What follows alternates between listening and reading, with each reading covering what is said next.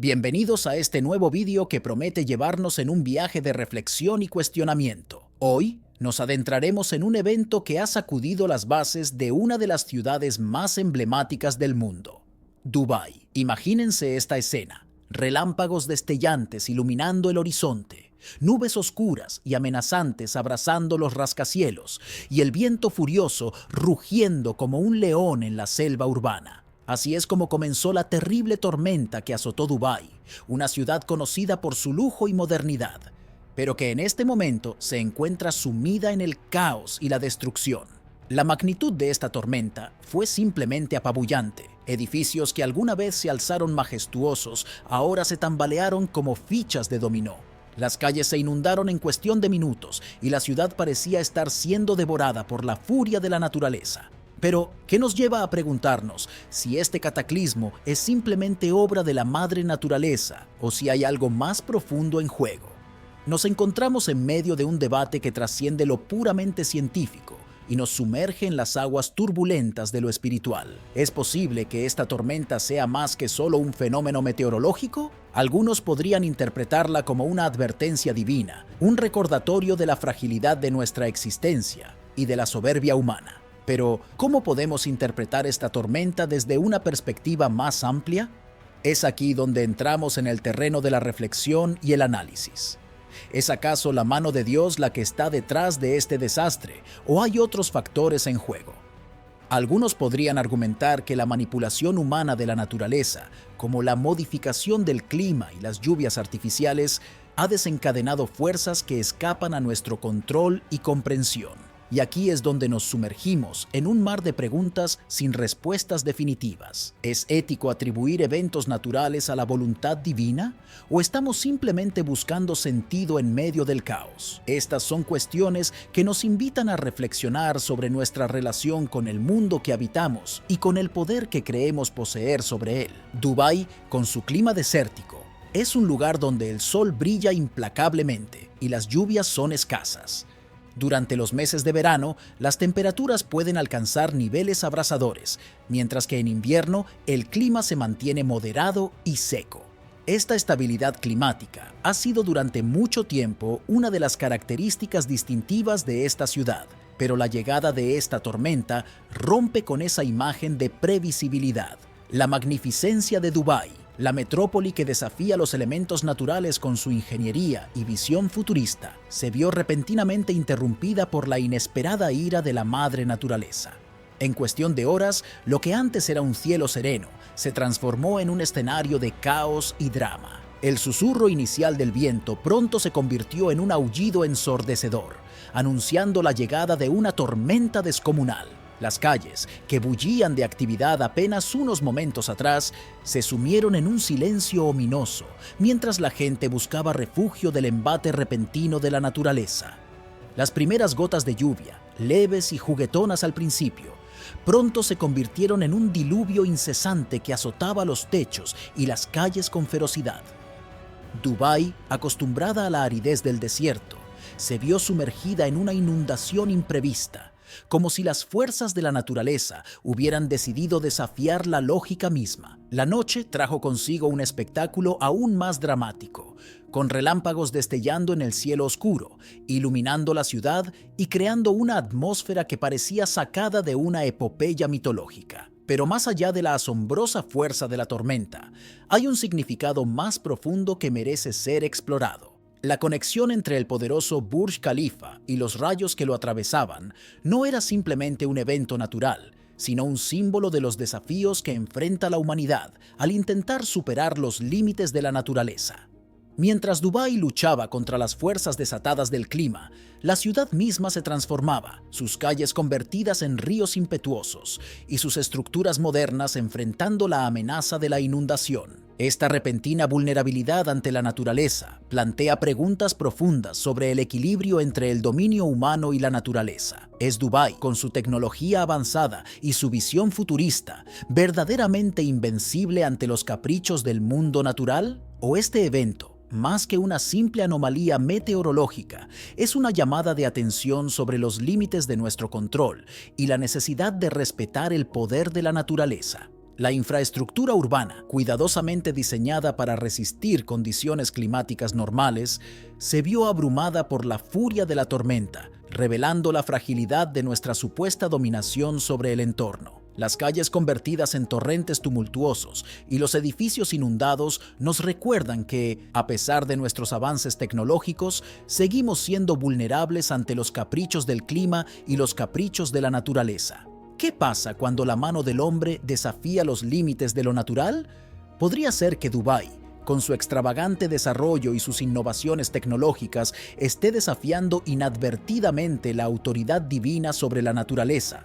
Desde el punto de vista de la fe, la Biblia nos ofrece una visión única sobre la relación entre Dios, el hombre y la creación.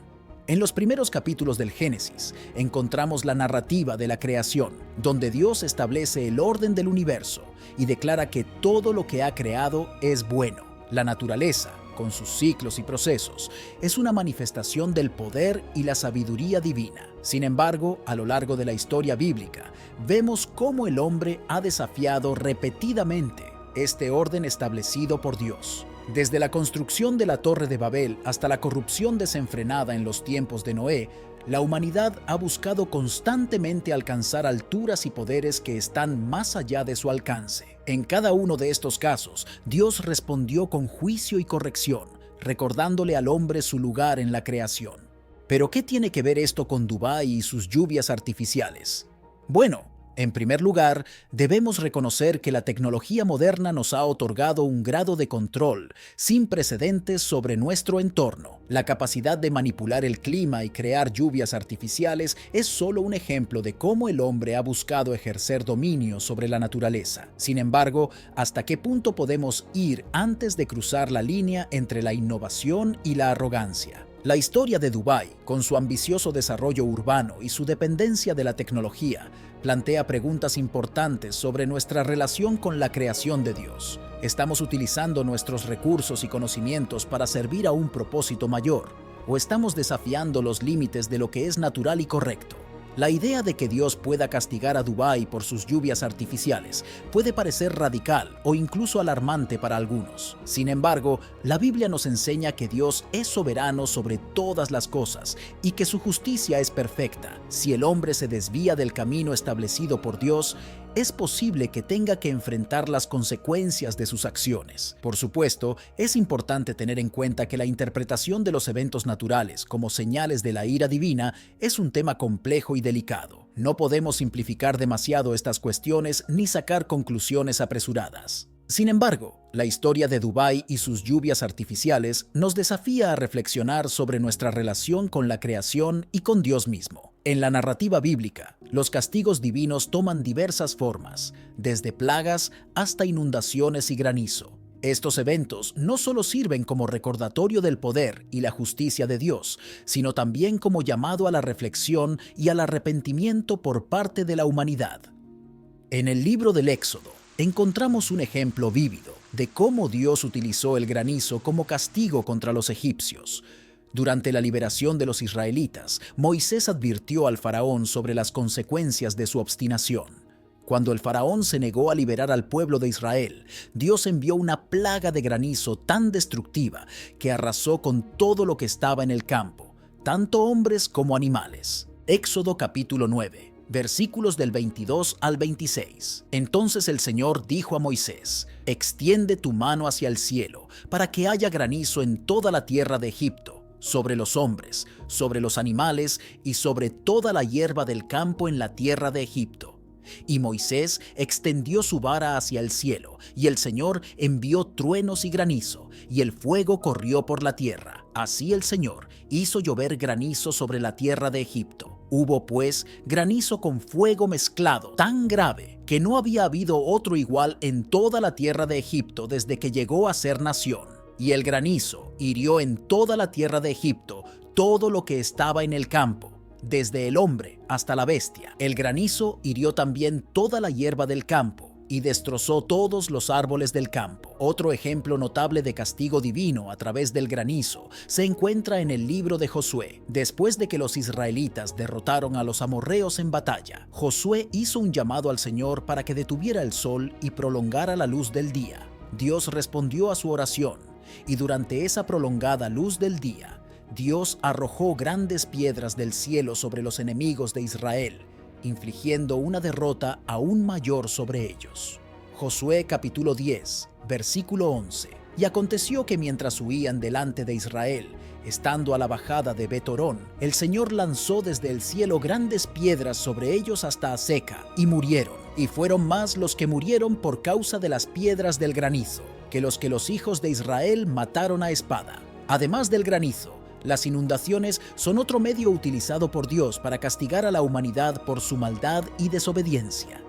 El relato del diluvio en el libro del Génesis es quizás el ejemplo más conocido de esta forma de castigo. Dios, entristecido por la maldad de la humanidad, decidió destruir toda vida sobre la faz de la tierra con un diluvio.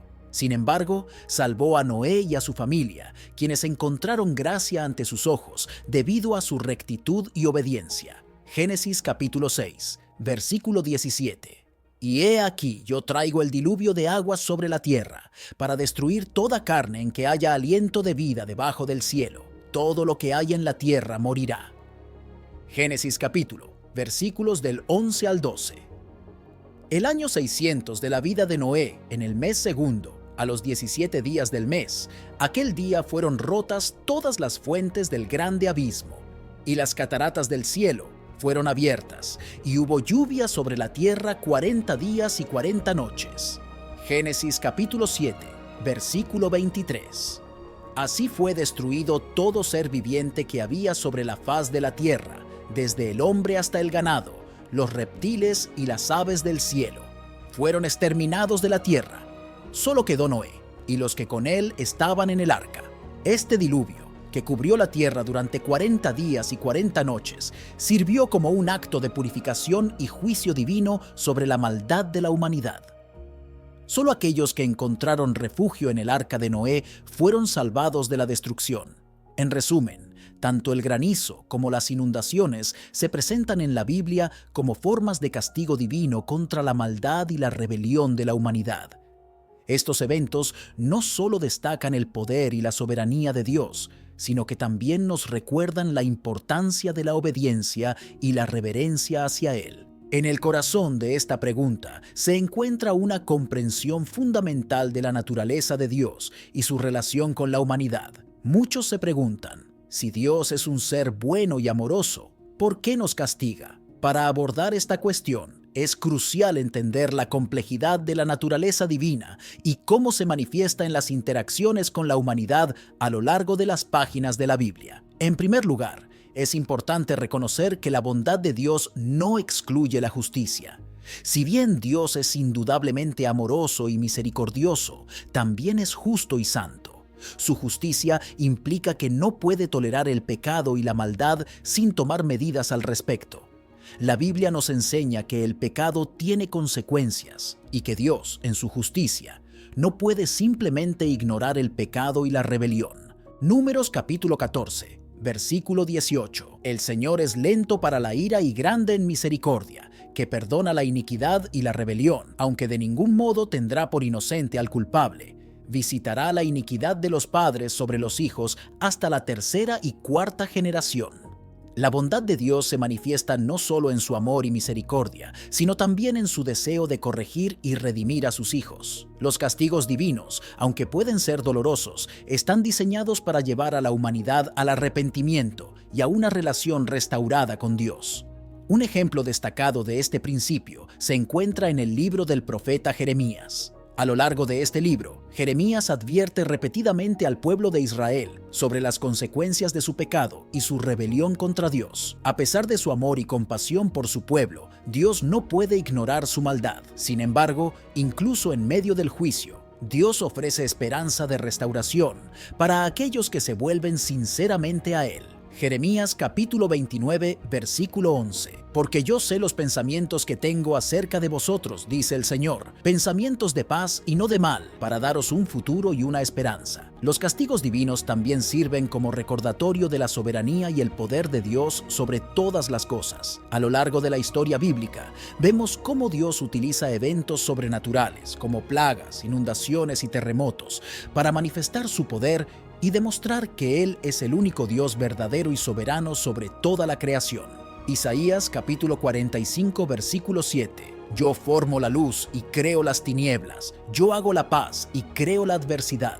Yo, el Señor, hago todas estas cosas. Además, los castigos divinos pueden servir como medio de disciplina y corrección para aquellos que están en una relación con Dios. En la carta a los Hebreos se nos recuerda que el Señor disciplina a los que ama y que el sufrimiento y la corrección son parte del proceso de crecimiento espiritual. Hebreos capítulo 12, versículo 6. Porque el Señor al que ama, disciplina y azota a todo el que recibe por hijo. Hebreos capítulo 12, versículo 11. Ciertamente, ninguna disciplina, al presente, parece ser causa de gozo, sino de tristeza, pero después da fruto apacible de justicia a los que por ella han sido ejercitados. Es importante señalar que los castigos divinos no son arbitrarios ni caprichosos, sino que están basados en la justicia y en el deseo de Dios de restaurar y redimir a la humanidad.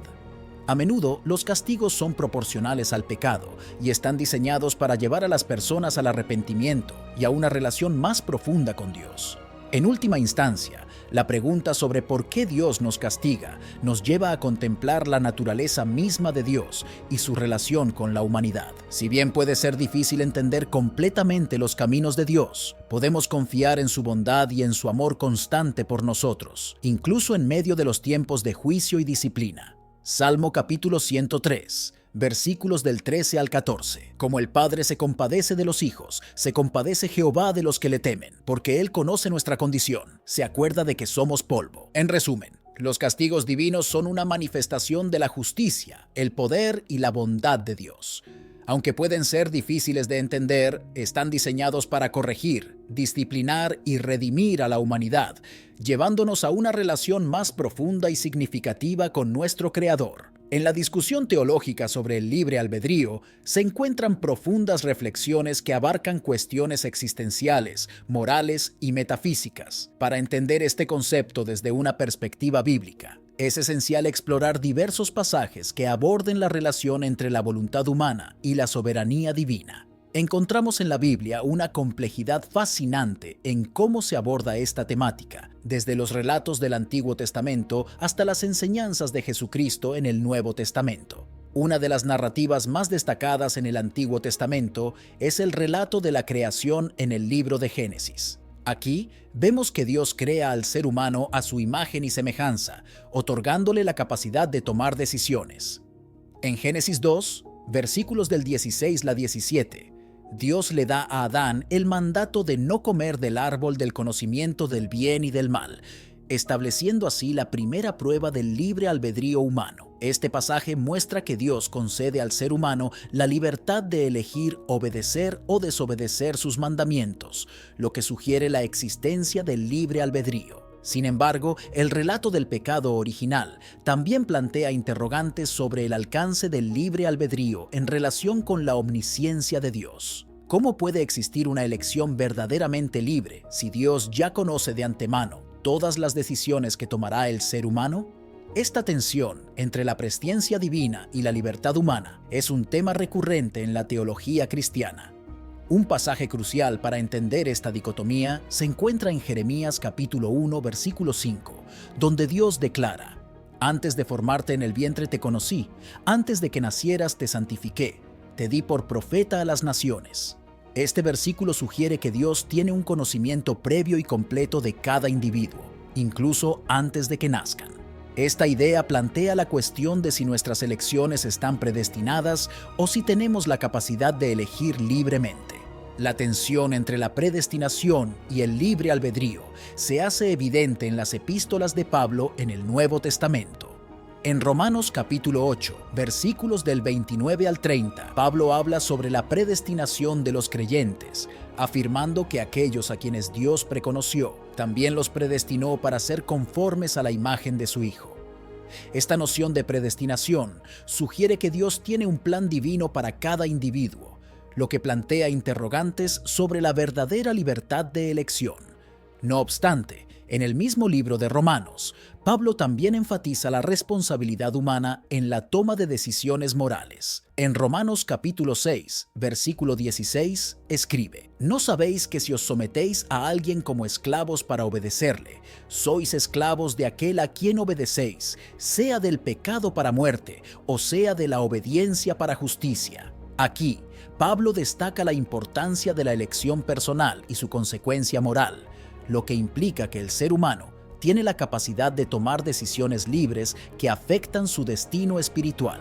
La paradoja del libre albedrío y la presciencia divina alcanza su punto máximo en el relato de la crucifixión de Jesucristo. Según los evangelios, Jesús fue crucificado de acuerdo con el plan divino para la redención de la humanidad. Sin embargo, este evento también involucró decisiones libres por parte de aquellos que participaron en su ejecución, como Judas Iscariote y los líderes religiosos de la época. Este ejemplo ilustra la compleja interacción entre la voluntad humana y la soberanía divina en el cumplimiento de los propósitos divinos.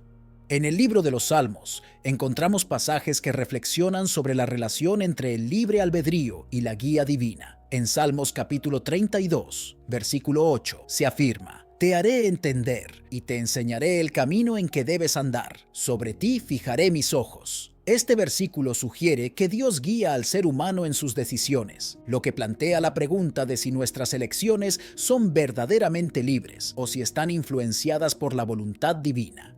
La doctrina del libre albedrío también se discute en el contexto de la salvación y la gracia divina. En Efesios capítulo 2, versículos del 8 al 9, Pablo escribe: Porque por gracia sois salvos por medio de la fe, y esto no de vosotros, pues es don de Dios, no por obras para que nadie se gloríe. Este pasaje destaca la idea de que la salvación es un regalo de Dios que se recibe a través de la fe, lo que plantea la cuestión de si el ser humano tiene la capacidad de elegir aceptar o rechazar esta gracia divina. Cuando nos sumergimos en la cuestión de por qué un Dios que se considera bueno castigaría, nos adentramos en un dilema teológico que ha desconcertado a creyentes y escépticos por igual a lo largo de la historia. La idea de un Dios misericordioso y justo que al mismo tiempo inflige castigos puede parecer contradictoria a primera vista. Sin embargo, al explorar las escrituras y las reflexiones teológicas, podemos vislumbrar una comprensión más profunda de este tema complejo. Para muchos, la noción de castigo divino está intrínsecamente ligada a la idea de justicia. En las escrituras encontramos numerosos ejemplos de cómo Dios castiga a aquellos que violan sus mandamientos o se apartan de su voluntad. Un pasaje destacado es Proverbios capítulo 3, versículos del 11 al 12. Que declara: No menosprecies, hijo mío, el castigo de Jehová, ni te fatigues de su corrección, porque Jehová al que ama castiga, como el padre al hijo a quien quiere. Aquí se presenta el castigo como una expresión del amor y la corrección paterna de Dios hacia sus hijos. La idea de que Dios castiga por amor y con el propósito de corregir se refleja en todo el canon bíblico. Por ejemplo, en el libro de Deuteronomio encontramos advertencias repetidas sobre las consecuencias del pecado y la desobediencia a los mandamientos de Dios. En Deuteronomio capítulo 28, versículo 15, se establece claramente que la desobediencia traerá consigo maldiciones y castigos. Sin embargo, a lo largo del libro, también se destaca el deseo de Dios de que su pueblo se arrepienta y regrese a Él, lo que sugiere que el castigo tiene como objetivo principal la restauración y la reconciliación.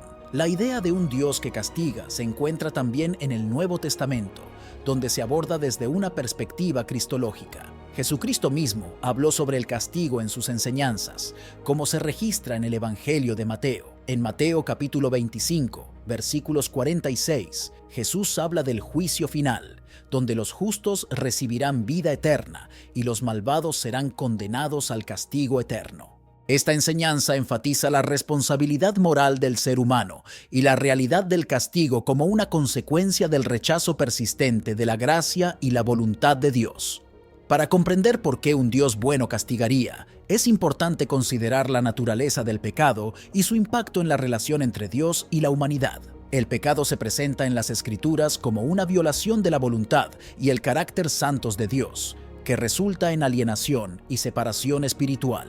En Romanos capítulo 6, versículo 23, Pablo declara: porque la paga del pecado es muerte, mas la dádiva de Dios es vida eterna en Cristo Jesús, Señor nuestro. Aquí se establece una clara conexión entre el pecado y su consecuencia, que es la muerte espiritual y la separación de Dios. El castigo divino, entonces, se entiende como una respuesta justa y necesaria al pecado humano. Al igual que un padre amoroso disciplina a su hijo para corregir su comportamiento y guiarlo hacia el camino correcto, Dios castiga a sus hijos para restaurar su relación con Él y redimirlos del pecado. Esta perspectiva se refleja en Hebreos capítulo 12, versículos del 5 al 6, que dice: y habéis ya olvidado la exhortación que como a hijos se os dirige, diciendo: Hijo mío, no menosprecies la disciplina del Señor, ni desmayes cuando eres reprendido por Él, porque el Señor, al que ama, disciplina y azota a todo el que recibe por hijo. La justicia de Dios se manifiesta también en su capacidad para discernir entre el bien y el mal, y para juzgar de manera imparcial según sus estándares divinos. En el Salmo capítulo 7, versículo 11, se proclama: Dios es juez justo, y Dios está airado contra el impío todos los días. Esta afirmación subraya la naturaleza justa y santa de Dios, que no puede tolerar el pecado ni la injusticia. Por lo tanto, el castigo se convierte en una expresión necesaria de su justicia divina y su compromiso con el orden moral del universo. Sin embargo, es importante destacar que el castigo divino no es una expresión de venganza o crueldad, sino más bien un acto de amor redentor. En 2 Pedro capítulo 3, versículo 9, se afirma: el Señor no retarda su promesa, según algunos la tienen por tardanza, sino que es paciente para con nosotros, no queriendo que ninguno perezca, sino que todos procedan al arrepentimiento. Aquí se revela el deseo de Dios de que todos los seres humanos se vuelvan a Él y encuentren la salvación, lo que sugiere que el castigo tiene como objetivo último el bienestar espiritual y la restauración de la relación con Dios. En última instancia, la pregunta de por qué un Dios bueno castigaría nos lleva a contemplar la complejidad de la naturaleza divina y su relación con la humanidad caída. Si bien puede resultar difícil reconciliar la idea de un Dios amoroso con la realidad del castigo, las Escrituras nos invitan a confiar en la justicia y la misericordia de Dios. El castigo divino se presenta como una expresión de su amor redentor y su compromiso con la restauración de la humanidad, lo que nos llama a reflexionar sobre nuestra propia responsabilidad moral y nuestro llamado a vivir en obediencia y reverencia hacia Dios. En conclusión, explorar la cuestión del castigo divino nos invita a reflexionar sobre la complejidad de la naturaleza de Dios y su relación con la humanidad. A través de las Escrituras, vemos que el castigo no es simplemente un acto de venganza, sino más bien una expresión del amor redentor y la justicia divina. Nos recuerda nuestra responsabilidad moral y nuestro llamado a vivir en obediencia y reverencia hacia nuestro Creador. Que podamos encontrar consuelo en la comprensión de que, incluso en los tiempos de juicio, la misericordia de Dios prevalece y su deseo último es la restauración y la reconciliación. Que esta reflexión nos inspire a buscar una relación más profunda con Dios y a vivir conforme a su voluntad. Gracias por acompañarnos en este viaje de exploración teológica.